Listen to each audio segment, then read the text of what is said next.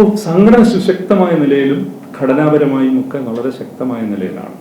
ആ സംഘടനയ്ക്ക് ഇനി പഴയതുപോലെ എന്നെ ആവശ്യമുണ്ട് എന്ന് എനിക്ക് തോന്നിയില്ല. കാര്യം സംഘടന ഔട്ട്ഗ്രോ ചെയ്തിരിക്കുന്നു. ഒരു സ്ഥിര നേതൃത്വത്തിൽ നിന്നും സംഘടന ഒരുപാട് മുമ്പോട്ട് പോയിരിക്കുന്നു. അപ്പോൾ ഇതാണ് അതിൻ്റെ സമയം എന്നെനിക്ക് തോന്നി. പിന്നെ 18 വർഷത്തിൽ കൂടുതലൊന്നും ഒരാൾ ഒരു നേതൃപദവിയിൽ ഇരിക്കരുത്. 18 വർഷമൊക്കെ തന്നെ അക്രമമാണ് എന്നാണ് ഞാൻ വിശ്വസിക്കുന്നത്. അത് ഇനി ഇരിക്കരുത് എന്നൊരു തീരുമാനം എൻ്റെ ഉള്ളിലുണ്ട്.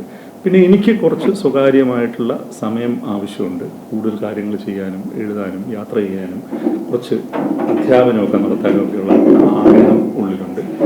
അപ്പോൾ അതിൻ്റെയൊക്കെ വെളിച്ചത്തിലാണ് ഞാൻ ഇങ്ങനെ ഒരു തീരുമാനം സിബി സാറിനോട് പറഞ്ഞപ്പോൾ സാറ് പറഞ്ഞു നമുക്ക് 2 പേർ കൂടി അത് പ്രസൻറ്റ് ചെയ്യാൻ പോകും. വളരെ വിശദമായിട്ട് തന്നെ ഈ ഫെഫ്കയുടെ ജനറൽ കൗൺസിൽ നിങ്ങൾക്ക് ഇവരോടെല്ലാം സംസാരിക്കാം. എല്ലാം സംഘടനാ പ്രതിനിധികളാണ്. ഓരോ സംഘടന പ്രതിനിധിക്കുന്ന സെക്രട്ടറിമാരുണ്ട്, ഇതിനകത്ത് പ്രസിഡന്റ് ഉണ്ട്, എല്ലാവരും ഉണ്ട്. അവർ വളരെ വിശദമായിട്ട് ചർച്ച ചെയ്തു. എല്ലാവരും അവരുടെ അഭിപ്രായം പറഞ്ഞു. അപ്പോൾ അവർ കണ്ടത് ഒരു തരത്തിലുള്ള മാറ്റവും അവർക്ക് ആഗ്രഹമില്ല എന്നുള്ളതാണ്. അവർ കൂടുതൽ എന്നെ ബുദ്ധിമുട്ടിക്കാതെ ജോലിയിൽ നിന്ന് കുറച്ചൊക്കെ എന്നെ മാറ്റി നിർത്തിക്കൊണ്ട് അവർ ഈ സംവിധാനമായിട്ട് മുമ്പോട്ട് പോകാം. അവർക്ക് ജനറൽ സെക്രട്ടറി എന്ന നിലയിൽ ഞാൻ തുടരണമെന്നും പ്രസിഡന്റ് എന്ന നിലയിൽ ശ്രീ സിബി മലയിൽ തുടരണമെന്നുമാണ് സംഘടനയുടെ ജനറൽ കൗൺസിൽ കണ്ടത്.